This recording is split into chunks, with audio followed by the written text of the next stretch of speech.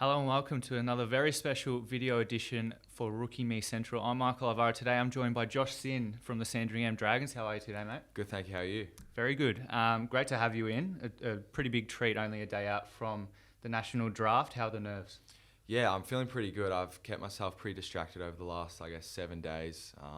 Off to play basketball after this. So, just finding, things to do to keep me busy. Absolutely. And you would have had uni exams, I assume, pretty recently as well. How's the sort of year been with that? How you're handling everything? Yeah, it's been, a blessing in disguise. Finishing school last year, I haven't really had too much to worry about. And with uni as well, it's been a little bit of a challenge getting used to it all online. But at the same time, I'm so glad it's over. And exams went really positively as well. Yeah, how's everyone else going?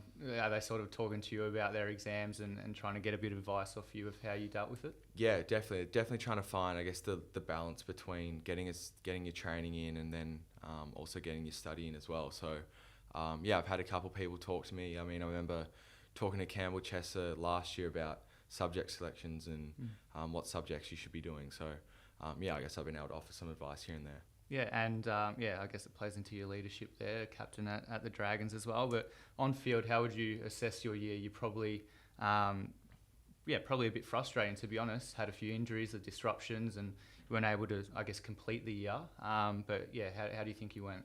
Yeah, definitely it was frustrating, but at the same time, I think I was able to show glimpses of what I am capable of. I think just personally, these past 3 months where I've been able to train and really focus in on my craft, it's been a little bit of a blessing that I've been having that time to train with Jackson Cornberg and so forth. So yeah, it's been disappointing, but at the same time, being injured, it opened so many new doors for me, and I can't thank Jacko enough. Got me into more roles inside the four walls of the club. I took on opposition analysis for a couple of weeks, and then on field roles on the sideline, just looking after players, giving some advice here and there. Yeah, absolutely. And it was good to see you on the sidelines doing that as well, pretty vocal. Do you think you found your top form at all this year? Do you think you hit a peak? Because you showed plenty as an under-16. You probably touted as a top 5 pick. Do you think you're able to show that again?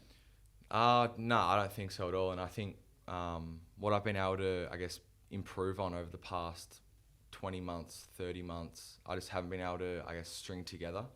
I felt like after that Metro game, I was going to start to really put, my foot down and really start to, make a case for myself to really push myself up the rankings. But at the same time, I think that it's, my best is yet to come, and I think that what's made me so exciting. Yeah, and you got injured late in that game, unfortunately, but you're in pretty good nick, it looked like. How are you now? Are you pretty much free of injury and getting back to full health? Yeah, I'm full health at the moment, so I've been full training for probably the past 2 months now. So it's been good. We've had a group of us Sandy Dragons boys down at Trevor Barker, training with Jacko and Tarkin Lockyer. So we've been pretty much full training, full going at it. So it's been good fun. Awesome. Yeah, that does sound really good. Obviously, you had that training day as well with all the Vics together. Must have been good to come together, not just the Sandy boys, but everyone else from the region. Yeah, I think, the training wasn't too hard at all. I think it was probably 3Ks in total, but I think just the general vibe and energy was just, it was like a kid on Christmas rocking up to training. I was just so excited to be able to see everyone's again.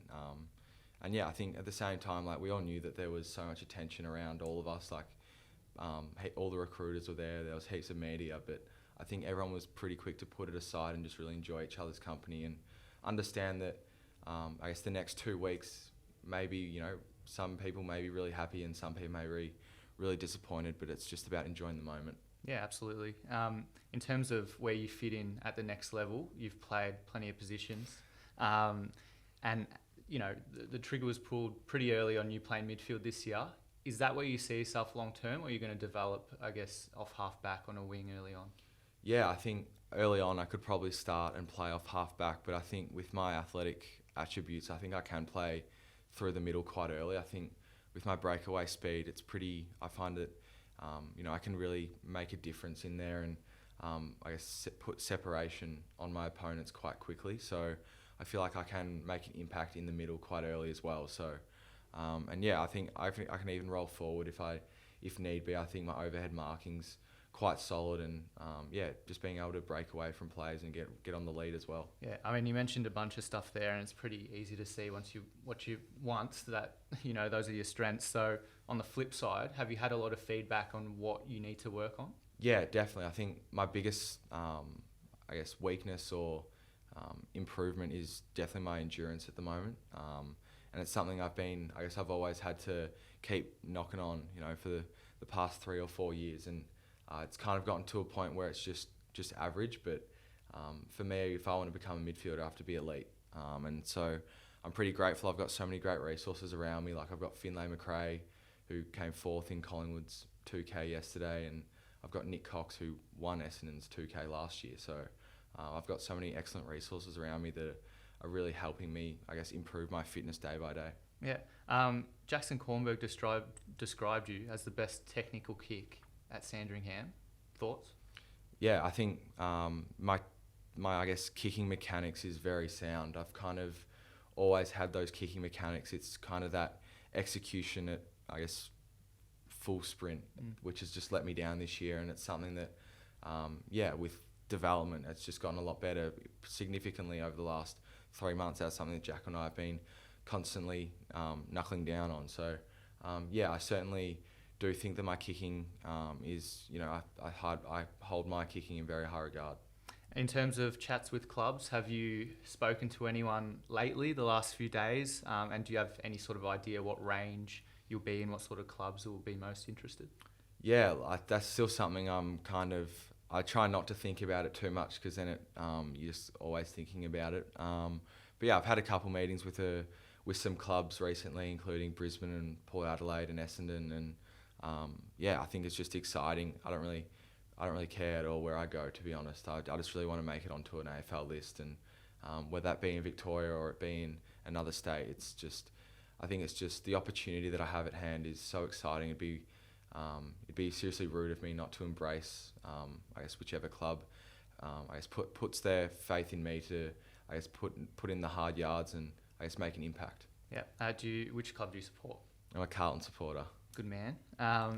So you said before it was a bit like Christmas, like draft day.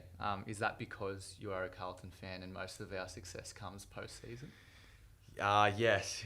We have missed out, or particularly me, I've missed out on, any sort of success through Carlton. I think Carlton's had nearly 5 number 1 picks in the past 16 years or something. So yeah, we get pretty excited over post-season. But now there's Carlton's first pick is outside the first round, which is the first time in a very long time. So it's a bit different for Carlton supporters this off-season. Yeah, I won't ask you if you're keen to end up there. We're going to move on to something probably a bit more fun. You can run through, grab your phone if you want. I think you've written down your list. We're going to go through Josh's top 10 all-time teammates. So for context, Josh has played at Xavier College, Sandy, AFL Academy, and with Vic Metro. So plenty of talent. Plenty. We'll go from 10 downwards. How about that? We'll do a countdown. So who you got at number 10? At number 10, I have Mitch Owens. Mitch Owens, and one who's improved a lot over the last year. Obviously, he wasn't in the program at Sandringham last year. So what makes him so good? I think I've kind of known Mitch for a while, playing interleague with him probably since under 13s.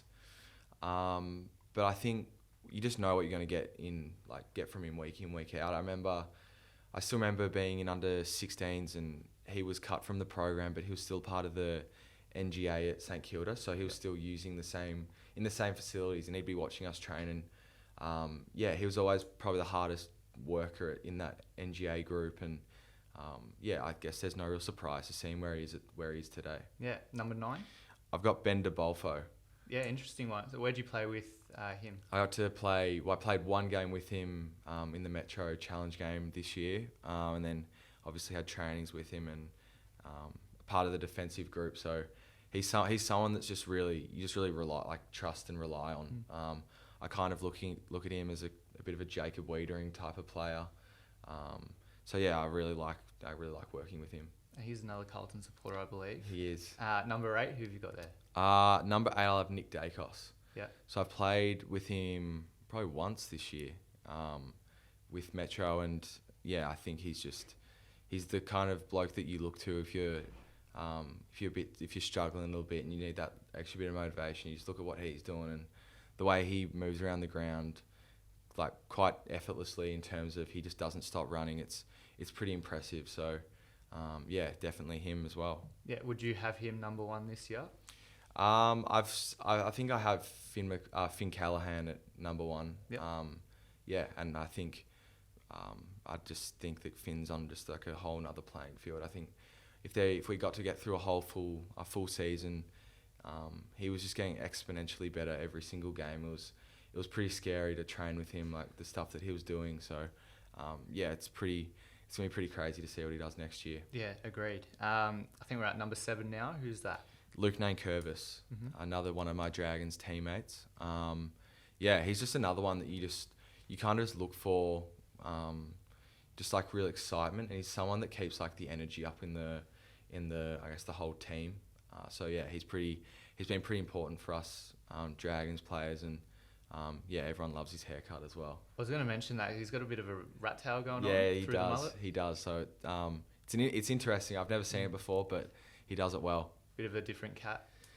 A little bit. He's pretty quiet. Like, that's something you probably wouldn't think if he's got like a haircut like that. You probably think he's pretty loud, but he's a really humble kid, and he's kind of someone that I'm really hoping can, I guess, get on an AFL list, because he's another one that's just getting exponentially better all throughout the year and just needed more games. Agreed. And he would have kept pushing. Yeah, number 6. At number 6, I've Blake Howes.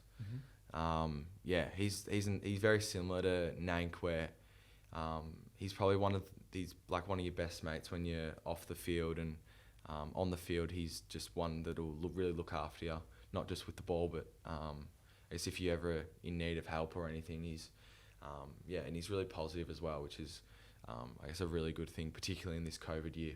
Absolutely. Do you think you're going to end up with a few of these teammates at the next level? I'm hoping I can, but at the same time, I think whatever my new teammates are, I know I'm going to get along well with them, because we all share same interests when we're playing AFL, so Yeah. fingers crossed. All pretty similar types, lots of tall, athletic sort of players in there. So, it's good to see. Who have you got next? I've got Finn Callahan at number 5. He's pretty much, Blake and Finn are best mates, and they're pretty much the exact same people as well. So, just a real reliable player, and also one that you just know, like, if you're going to like chuck him in any position, you know he's going to play well. So, he's there. Yeah. So we've hit the top 5. Who's in front of Finn Callahan? Charlie Mackay. Yep. Muscles Mackay. He loves it. He's just someone that I think I'm pretty close with him, just because been through, I guess, the same year level at school together, and he's just such a nice bloke.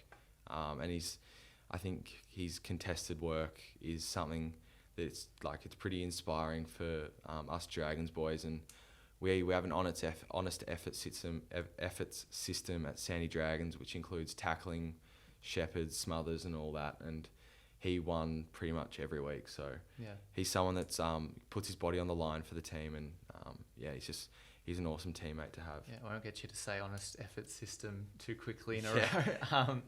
Who have you got? I think we're hitting the top 3 now. Top 3 now, yeah. So at 3, I've got Campbell Chesser.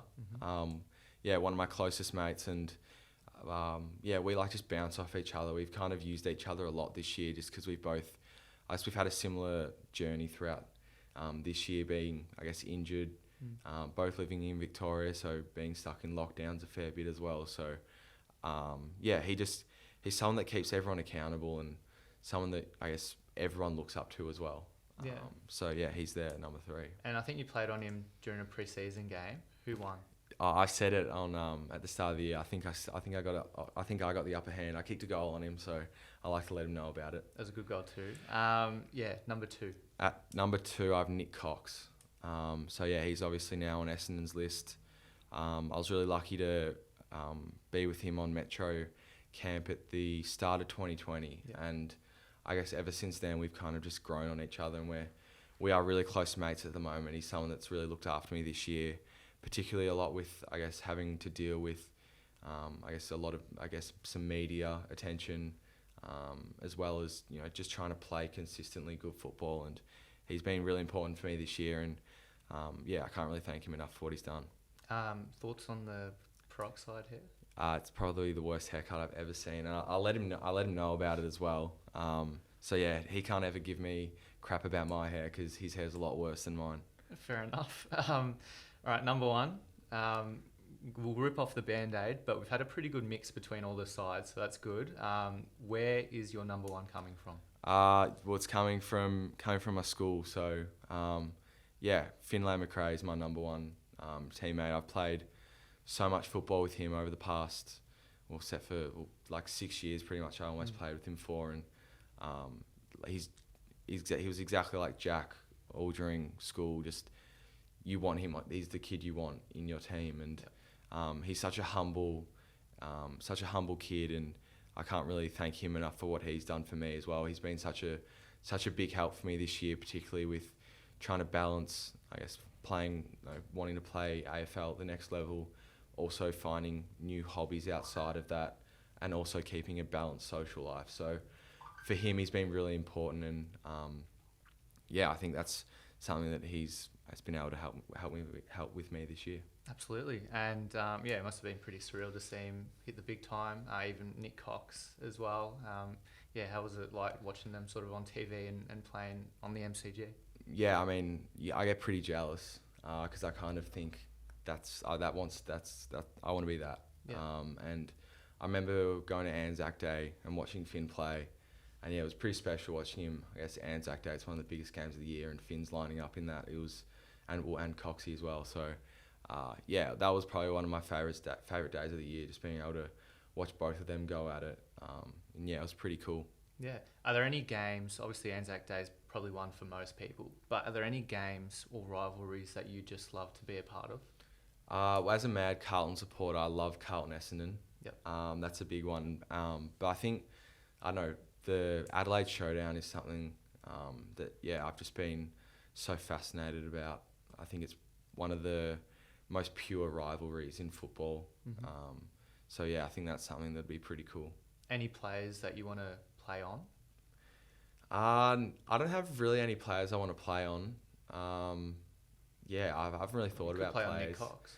I'd love to play on Coxie. I think that probably wouldn't be the best idea. He'd probably run me off my feet. But yeah, no, I haven't really thought about too many players who I want to play on. I just really want to play. I don't really get too invested in who I'm playing against. I kind of just play to my strengths, and hopefully that negatively affects them. Yeah, absolutely. I think you're going to do plenty of damage at the next level, mate. So looking forward to seeing you crack the grade and hopefully having a very long career. But that's all we've got time for. Josh is off to play his basketball game, so we've got to let him go. Stay tuned, though, on Rookie Me Central. We'll have plenty more draft content and video content for you in the build-up to the big day. So we'll catch you later.